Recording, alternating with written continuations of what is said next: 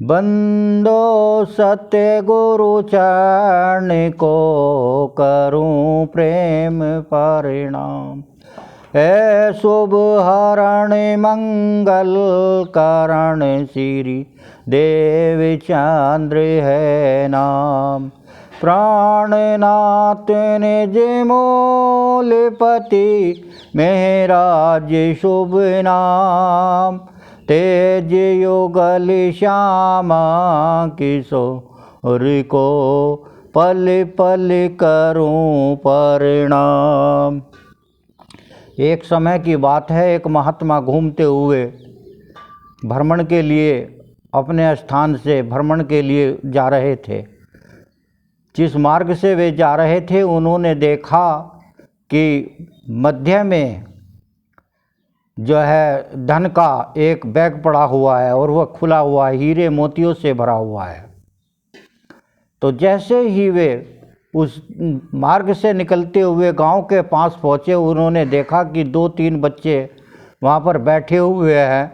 वे बोले, महात्मा भैया इधर तुमको नहीं जाना। उन्होंने कहा, क्यों महाराज? क्योंकि भैया इधर जो है डंकनी पड़ी हुई है, वह तुम्हें खा जाएगी। मगर उन बच्चों ने सोचा कि महात्मा पागल तो नहीं है, यह डंकनी किसे बताता है, चलो भाई देखेंगे डंकनी कैसी होती है। तो वे बच्चे वहाँ पर आ जाते हैं और उस धन को देख करके लालच इतना मन में पैदा हो जाता है कि उसको उठा लेते हैं। उठाने पर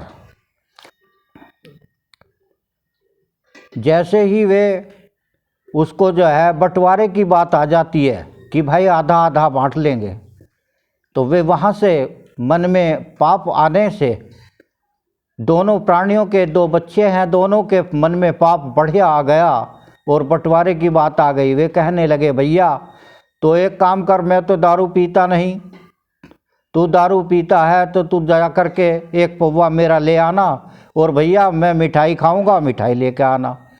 अब जो प्राणी वह जाता है बच्चा दारू लेने, पहले तो दारू ले आता है, फिर मिठाई लेकर के आता है, वह मिठाई में जो है विष मिला देता है। वो दारू पीने वाला वहाँ पहले से ही योजना बनाए बैठा है, एक लकड़ी का गुला बना लेता है हाथ भर का, और जैसे ही वह आता है, ले भैया मिठाई खाओ, तुम मिठाई खाओ, मैं दारू पीता हूँ। तो दोनों की योजना ऐसी बनी हुई है कि इस माल का बंटवारा ना हो, माल का बंटवारा न हो। तो इस तरह से पाप जो है मन में अधिक आने के कारण उसने तो जो लकड़ी का गोला बना हुआ था वह उसके पेट में डाल दिया, और वह मिठाई में जो विष था वह खाने के बाद वह मर गया। तो देखो यह संसार में महात्मा किस लिए समझाते हैं। दोनों बच्चे लालच के वशीभूत होकर के बलि चढ़ गए। ये माया का स्वरूप है। माया जो है लालच कितना पैदा कर देती है, यह संत महात्मा बताते हैं। देखो उन बच्चों की बलि चढ़ गई। तो ऐसे ही वे महात्मा फिर उधर से आते हैं और कहते हैं, भैया हमने यहाँ परसों 3 बच्चे बैठे हुए थे, उन्हें कहा था भाई इधर मत ना जाना, इधर डंकनी पड़ी हुई है। तो वहाँ के कुछ लोग बोले, महात्मा जी वह तो अपना काम डंकनी कर गई, दोनों बच्चों के प्राण निकल गए। तो महात्मा बोले, भैया कभी भी किसी के धन या किसी भी प्रकार की चीज़ पर अपनी जो है दृष्टि मत बनाओ, जो उसका हक है उसी का रहेगा, तुम क्यों उसके लालच में आते हो। तो ऐसे ही उन्होंने महात्मा ने उन प्राणियों को समझाया। तो माया के बारे में क्या कहते हैं आप सुनिए। माया के बारे में कहा है, माया कबीर दास जी कह रहे हैं, माया ठगनी क्या नैना मटकावे। तो कह रहे हैं माया माया ठगनी क्या नैना मटकावे, कबीरा तेरे हाथ न आवे। तो कबीरदास जी ने कहा, माया चाहे तू कितनी भी ठगनी है, कैसे भी स्वरूप बना करके आ जाए, मैं तेरे ठगाए में नहीं आने वाला। तो ये कबीरदास जी कहते हैं। ऐसे ही देखो, हर समय मनुष्य को सावधान रहना चाहिए।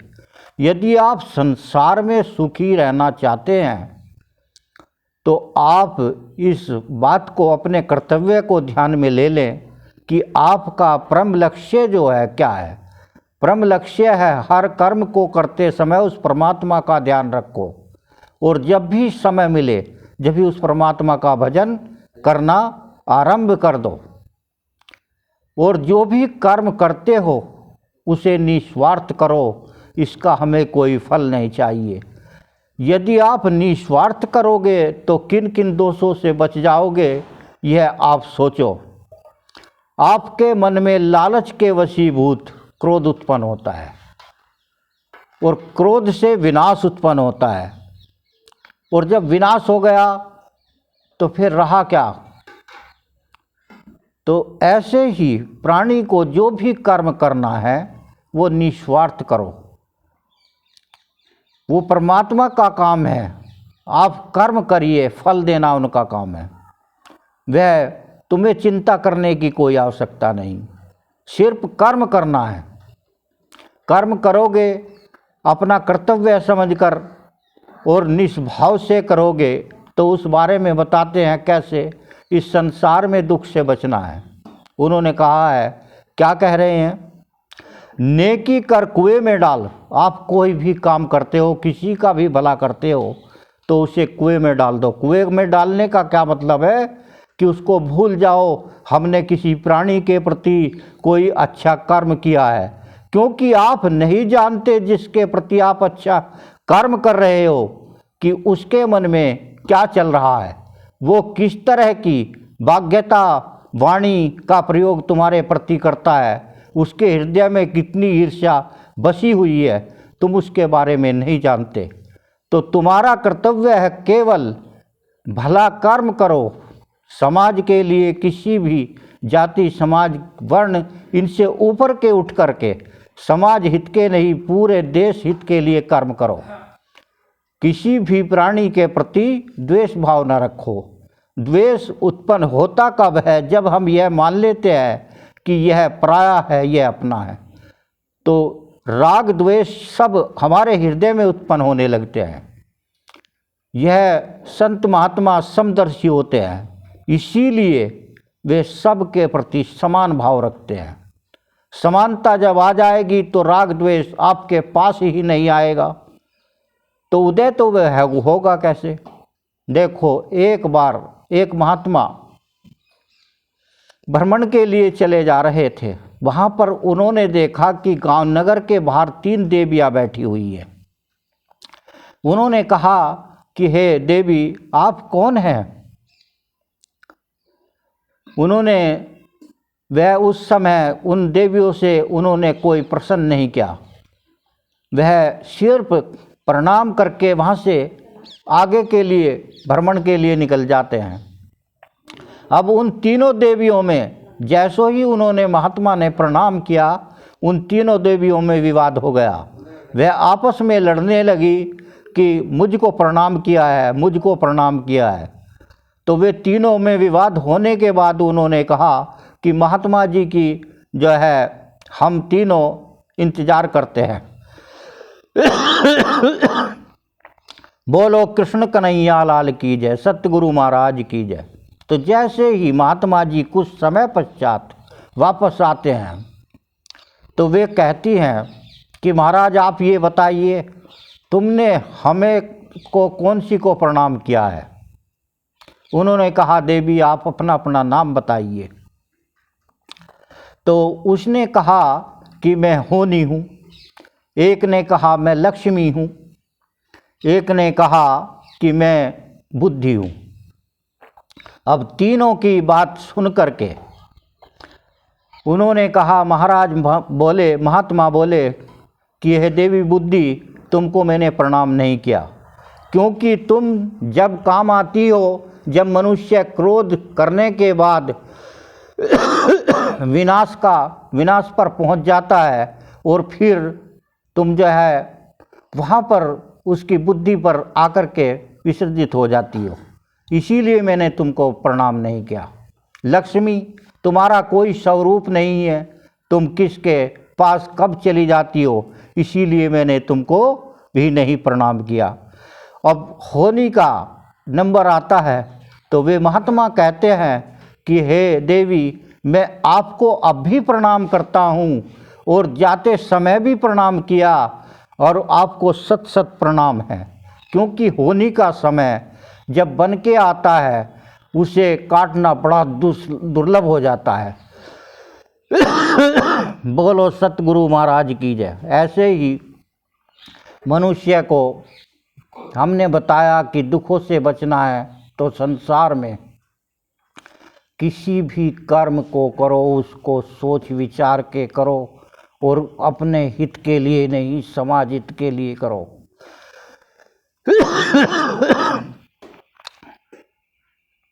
तो आप सोच समझ के जो भी कर्म करोगे। ऐसे ही एक प्रकरण आता है, एक समय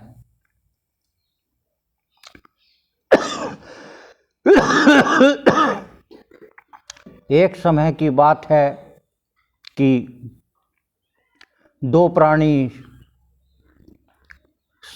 सैर सपाटे के लिए निकलते हैं, पत्नी और पति। तो देखो किस तरह से पति कहता है पत्नी से।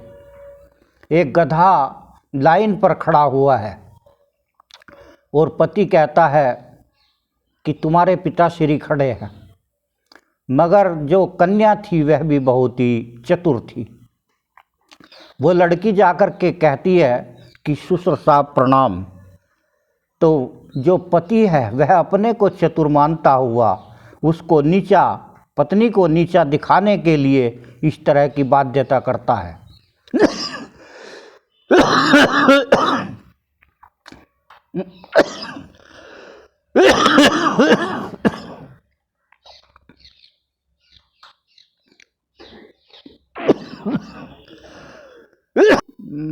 बाध्यता करता है। तो ऐसा कभी भी मन में विचार मत करो कि हमको किसी प्राणी को अपने ग्रस्त में ऊंचा या नीचा दिखाना है।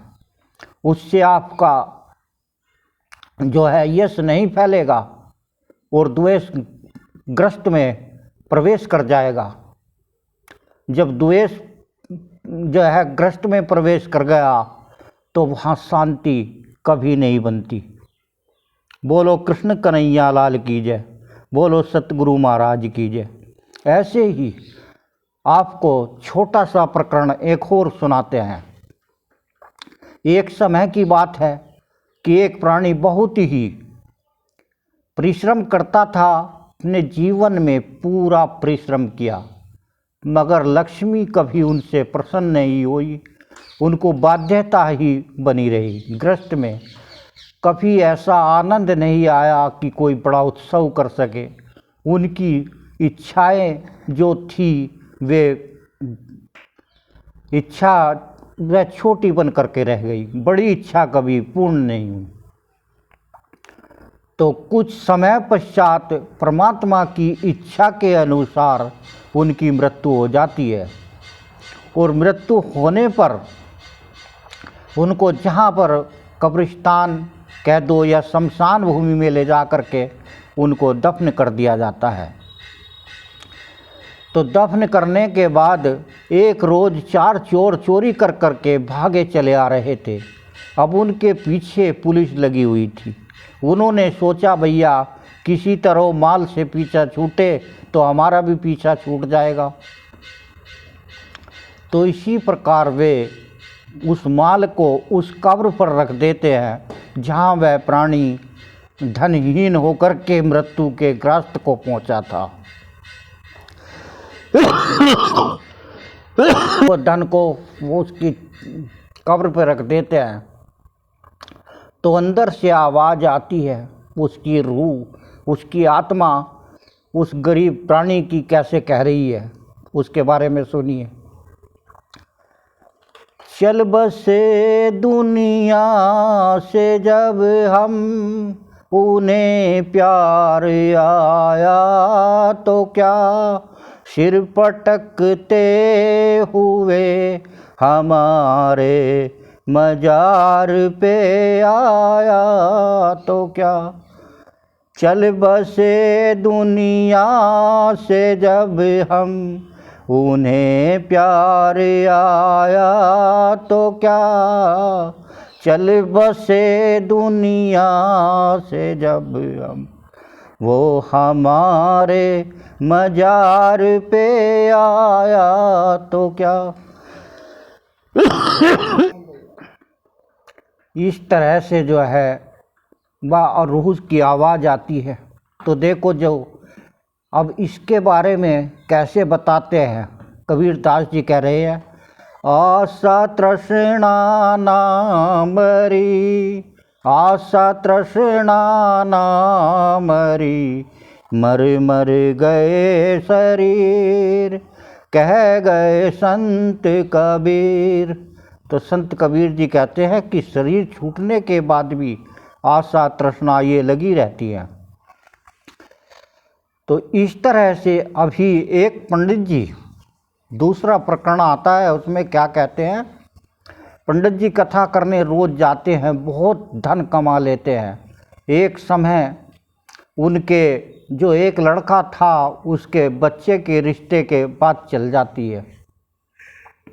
तो पंडित जी कहते हैं ठीक है भाई।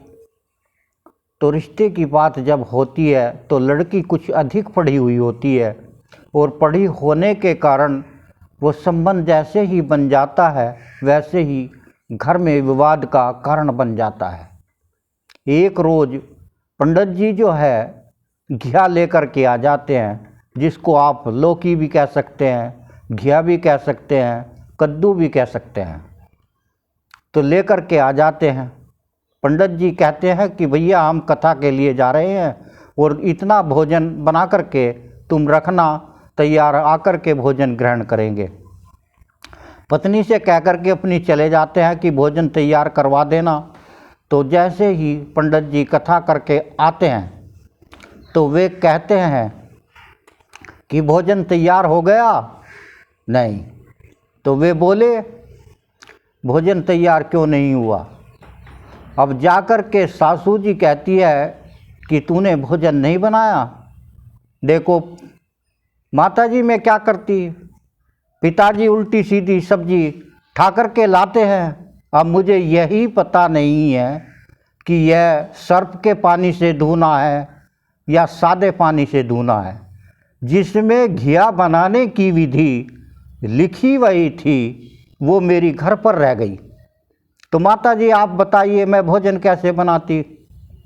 तो आप पहले से विचार कर लो कि विवाद ना बने।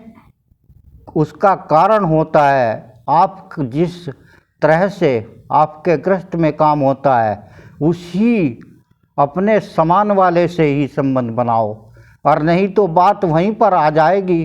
क्या होगा कि भोजन आपको समय पर मिलेगा नहीं, घर में विवाद बन जाएगा, और वह जो आपसे अधिक पढ़ी हुई है वह क्या कहेगी कि जो सारणी है भोजन बनाने की, घिया बनाने की, लौकी बनाने की, वह जो है मेरे घर पर रह गई।